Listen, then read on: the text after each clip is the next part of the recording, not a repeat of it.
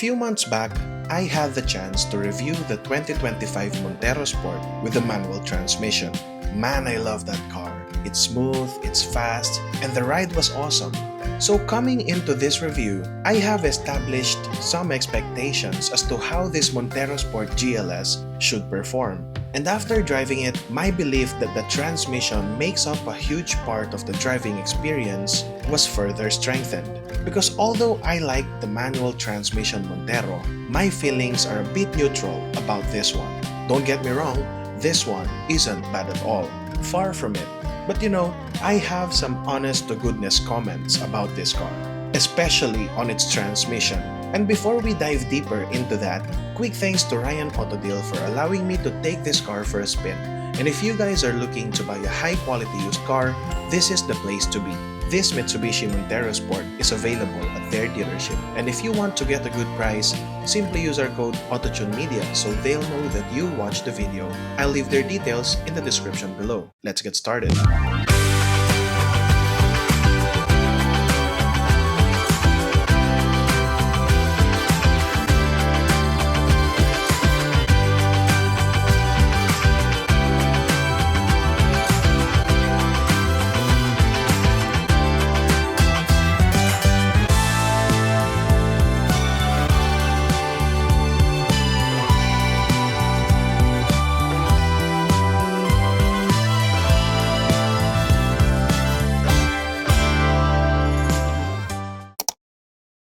I like the overall design of the Montero, especially its side profile. It combines rounded edges and some sharp elements, hence resulting to a masculine look that doesn't look too menacing. It's elegant, but it also exudes ruggedness. But its styling is somehow an acquired taste. We're now looking at the exterior of this 2023 Mitsubishi Monterosport GLS with an automatic transmission.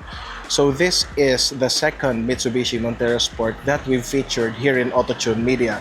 The first one was a 2025 Mitsubishi Monterosport with a manual transmission. And if you're interested to watch my review of the manual transmission Mitsubishi Monterosport, check the link in the description below. So first, let's start with the grille of this Mitsubishi Monterosport. This being a GLS variant, you'll see that it has those daytime running lights. And even though it's a bright sunny day today, you'll see that these daytime running lights shine very brightly.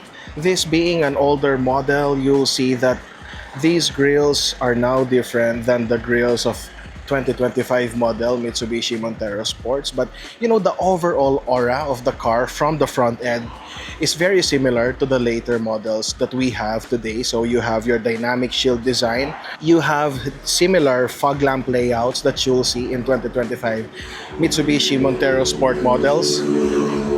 And looking at the Mitsubishi Monterosport from the side, you'll see that it has the same side profile as the 2025 Mitsubishi Monterosports. And because of that, you'll know that this one, despite being a 2023 model, is not actually left out from modern Mitsubishi Monterosports that we have. And looking at the front and rear wheels of the Mitsubishi Monterosport, you'll see that both front and rear wheels have disc brakes. And by the way, this Mitsubishi Monterosport comes with 265/60 R18 highway terrain tires. Moving closer to its side, you'll see that it has chrome garnishes here on the windows and even the door handles. And this car comes with a keyless entry, so as long as you have your key fobs in your pocket, you simply have to press this button and the car will unlock for you. Moving to the rear, you'll see that this 2023 Mitsubishi Monterosports still carries the same attitude or the same persona or the same design of 2025 Mitsubishi Monterosports models, right? So it still has this metallic plastic garnish underneath its rear bumper. It also has rear sensors. It has a chrome garnish on its tailgate. And one thing that differentiates this GLS variant from the base model is this rear spoiler. It's a very tiny detail, but you cannot unsee it once you see it. And it's actually complementing the overall look or the overall side profile of this Mitsubishi Monterosports. It looks more aerodynamic. The interior of the Monterosport prioritizes simplicity, and what I like about it is that the features are properly laid out, making it easy to understand even for first-time users. However, the transmission tunnel is a bit too wide, eating up space for the driver and the passenger. Nonetheless, it has dual-zone climate control, so you and your passenger princess can stop fighting over whether the car is too hot or too cold. And when you open the doors of this Mitsubishi Monterosport, you'll see that it has mostly an all-black interior except for those metallic plastic garnishes inside and some soft touch materials here. You'll see that it has fabric seats. Fabric as they may be, they are very comfortable to sit on, and it also has paddle shifters, and since this one has a keyless entry, it comes with a push to start system. At the door, you have a small bottle holder here, your door handle over here, and some switches for your window and your side mirror. So this is my sitting position in the Mitsubishi Monterosport, and now let's see if it's spacious at the rear passenger seat. And here at the passenger seat, you'll see that it has very little legroom for me, and yeah, that's the situation from the rear seats of the Monterosport. Let's talk about some creature comforts that we have here. So if you open this flap, you'll see that you have a 150 watt or 220 volt socket in here, and when you open this other flap, you'll have access to two USB-A ports to charge your phone or your other devices. The aircon vents of the rear passengers are located at the side, and aside from that, that's all there is from the rear seat. And we're now sitting at the driver's seat of the Mitsubishi Monterosport. It feels very familiar inside. The dashboard is still very similar to the 2025 Mitsubishi Monterosport, but since this one comes with an automatic transmission, it has a higher transmission tunnel over here, because the manual transmission Mitsubishi Monterosport has a lower transmission tunnel. So now let's talk about the steering wheel of this Monterosport. So the steering wheel is wrapped with leather. It has a nice chunk to it, so it's actually very easy to grip, very easy to touch, and it being a leather material, it actually provides a nice grip to your hand when you're driving it. The steering wheel is also decorated with a lot of buttons in here. So on the left side, you have your button mainly for the volume of your infotainment system and some navigation buttons in here. And then you have your call buttons on this side.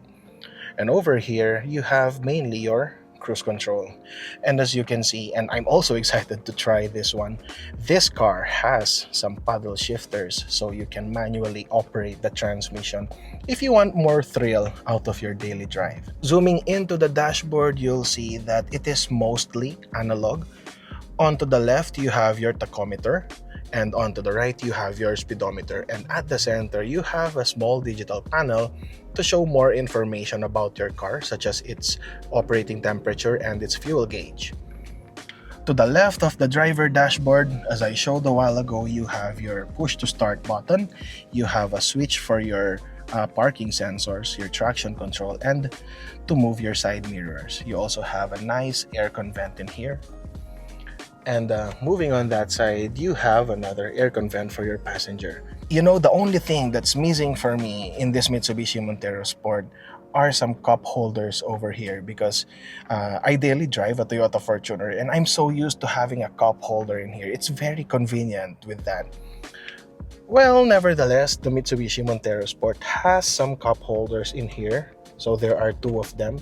And it also has a small bottle holder over there. Moving on to the infotainment system, so this car comes with this infotainment system. So it actually looks antiquated, but upon exploring it a while ago, this one actually has an Apple CarPlay and an Android Auto. However, those features aren't wireless, so you have to plug in your phone via USB in these ports over here. And below the infotainment system, you have your hazard lights, and this car comes with a dual zone climate control, so you can control your temperature over at the driver's side, and the passenger can also customize their temperature over at their side. Below this air conditioning control, you have an outlet here for your charger or your dash cam, and some two USB-A ports and an HDMI port. And moving on to your transmission lever, this car comes with an automatic transmission. Very straightforward to use, very easy to use. So to put your car in drive, you simply have to press the button in here, put it in drive, and now you're in drive. And if you want to enjoy switching between gears in your car, simply flick the transmission lever to the left and you're now in manual mode. So you can manually shift using this lever in here or using these paddle shifters that you have over here. Below this transmission lever, you have your electronic parking brake and your auto hold button over here. You also have some space in here perhaps to put some coins or some other smaller stuff such as your car key.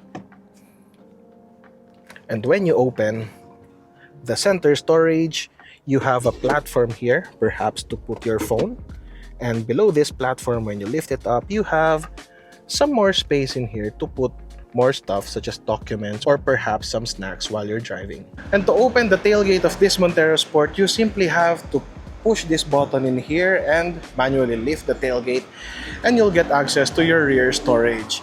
And since the Monterosport's third row seats can be folded flat, you have more space. And it's actually very easy to fold these seats.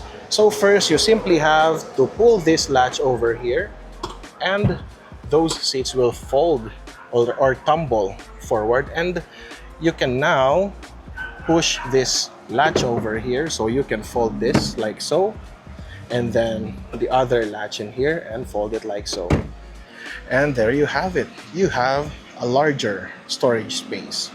And there you have it, folks. Let's now take this Monterosport for a drive to see how it performs on the road. What gives the Monterosport its soul is the engine. It has quite a unique tuning in that it is unhurried to reach the higher rev range. If you're used to driving a car that has an eager engine, you'll find this one a bit lazy because of its relaxed nature. However, as you get immersed with it, you'll understand why the engine is tuned this way, because it has potent torque from a standstill, and it doesn't have to rev higher to pull the car. And we're now inside this 2023 Mitsubishi Monterosport GLS with a 2.4-liter turbocharged diesel engine and a 7-speed automatic transmission. But before we start talking about the engine of this Mitsubishi Monterosport, this is actually the second Monterosport that we have featured in this channel. So the first one that we reviewed a few months back is a 2025 Mitsubishi Monterosport with a manual transmission. So if you're interested to see how that trim level of the Monterosport performs on the road, I'll leave the link to my review in the description below. And now let's go back to this 2023 Mitsubishi Monterosport. And this car feels very familiar. And what I really like about Monterosports is that it's very easy to familiarize yourself when you set foot in a Mitsubishi Monterosport. So this car comes with a 2.4-liter turbocharged diesel engine. And what I really like about the engine of this car is that it has a very dampened power delivery. People like to pit the Mitsubishi Monterosport against the Toyota Fortuner, and one of the biggest distinction between the Fortuner and the Montero is the engine tuning. I daily drive a Toyota Fortuner, and so there is a huge distinction on how these two cars are tuned. The Toyota Fortuner's engine is, the way I feel it, more responsive, more eager to rev higher, whereas the engine tuning of the Mitsubishi Monterosport is more relaxed. It can get to higher revs, but it's not in a hurry to do so. You can press the throttle pedal deeper and it will climb up the rev range very gently, hence resulting to a dampened power delivery. And depending on how you want your car to be tuned, or depending on your driving style, you would also appreciate the tuning of the Monterosport. If you're used to an engine which has a more eager throttle response, then you might find the engine or the throttle response and the engine response of the Monterosport a bit lazy. But if you want a more relaxed driving, you'd find the engine tuning of this Monterosport properly tuned. And although the engine of the Monterosport is dampened in the feel, it doesn't mean that the car is lacking in terms of power. Actually, no, the Mitsubishi Monterosport is a very powerful car, and I think when you're comparing the Monterosport against the 2.4 liter Toyota Fortuner, I think this one generates more power. This one is in the ballpark of 170 horsepower, whereas the 2.4 liter Toyota Fortuners only make about 140, 150 horsepower. And this one also generates more torque than the 2.4 liter Toyota Fortuner. But, you know, since this one is more relaxed, as I mentioned a while ago, since the engine is more unhurried when responding to every input on the throttle pedal, this one may feel a bit sluggish if you're used to driving a more responsive throttle pedal. But you know, once you get used to it, you will actually find this car very easy to drive. Another thing that I like about the engine of the Mitsubishi Monterosport is that the torque at the bottom part of its rev range is very potent. You know, when you press the throttle pedal, the car is very eager to lunge forward, whereas in some cars, such as the Toyota Fortuner, there's a slight moment of build-up until it reaches a certain amount of RPM for you to really feel the potency of the torque curve of the engine. But in the Mitsubishi Monterosport, there is a potent sensation of torque once you press the throttle pedal, even when coming from a standstill. Here's the thing, there's something about the 7-speed auto in this car that caught my attention. It's too eager to upshift when driving at a lower speed that it catches me off guard. I must be honest, I'm not used to that. It isn't clunky, but the timing needs some refinement, at least in my preference. Be that as it may, as you accelerate, the shifting becomes smoother. And now let's talk about the transmission of this Mitsubishi Monterosport. So this car comes with a 7-speed automatic transmission. So one thing that I immediately noticed about the transmission of this Monterosport is that, first, let's talk about the behavior of the transmission when you're driving at a more relaxed pace, just like what we're doing right now, especially when you're going from a standstill. So what I noticed in light to heavy traffic here in Angeles City, Pampanga, is that when you press the throttle pedal when going from a standstill, it's like the transmission is very eager to shift to a higher gear. Well, normally in automatic transmission cars, be it a big engine or a smaller engine, it shifts at about 1,800 to 2,000 RPM. But this one, sometimes it catches me off guard when it's shifting. And right now at this speed, it shifts at around 1,500 to 1,600 RPM. Well, maybe I'm just not used to that early shifting of the automatic transmission, and that's why I'm being caught off guard. But you know, it's not bothersome that the car does that. Since I feel the transmission in this Mitsubishi Monterosport, I cannot characterize the transmission of this car as smooth. I can say that it has enough comfort to it, but I won't go so far as to say that the transmission is smooth. Out of all the pickup trucks and SUVs that I have driven before, my standard on how smooth a transmission is was actually raised because of the smoothness of the transmission of the Ford Ranger. And that's what I will characterize as a smooth shifting transmission. And this doesn't come close to that. I've also driven a 2023 Toyota Fortuner LTD before, and I can say that that transmission is even smoother than this one. But you know, I'm not saying that this transmission in the Monterosport is clunky. It's far from that. When you bury the throttle, the transmission shifts at the right time. In modern automotive nowadays, the transmission behaves differently depending on the speed that you're driving the car. I would say that the transmission of this car behaves better when you're driving it at a moderate to higher speed, whereas when you're driving it at a lower speed, it kind of feels a bit rough. You know, when you're driving in heavy traffic, there are instances wherein you release the throttle and then you press the throttle again, you know, repetitively when you're modulating the speed. And I'm feeling a bit of jolt in some instances when I'm driving it that way. But once it gets up to speed, the vehicle response becomes more refined. But one thing that I like about this Monterosport is that it has paddle shifters here. The paddle shifters of this car is actually unique. In some previous vehicles that I've tried before, if it has a paddle shifter, it is attached to the steering wheel, right? And so if you tilt the steering wheel to the left, the paddle shifters come with the tilt of the steering wheel, right? But this one, they're fixed at the steering column. And so when you're driving at a more spirited pace, right, you won't fiddle around reaching for the paddle shifters because they're always at the left and at the right of the steering column. And so I think that results to a better driving experience when you're, you know, trying to get more fun out of your daily drive, or, you know, when you're driving on twisty roads or mountain roads. And what I also like about the responsiveness of the paddle shifters of the Monterosport is that they have enough response time so as not to characterize them as a bit lagging in terms of responsiveness, but they are not snappy. You know, for a car being driven daily, if you're not looking for a lightning speed transmission, and you know, you just want a transmission or a paddle shifter that has enough speed when reacting to your inputs, this is good enough. Since it comes with disc brakes on all its wheels, the braking is on point. And since it's a ladder frame SUV, body rolls are noticeable, which I think is normal when driving mid-size SUVs in this segment. It takes some time to be familiar with it. But you know, the Monterosport is easy to handle, and once you understand its nuances and on-road behavior, you'll start appreciating the cushy ride that it provides. And lastly, let's talk about the handling, the suspension, and the braking of the Mitsubishi Monterosport. And first, let's talk about the braking performance of the Montero. This Monterosport comes with 4-disc brakes on all its wheels, and so you would expect that it has a good braking performance, right?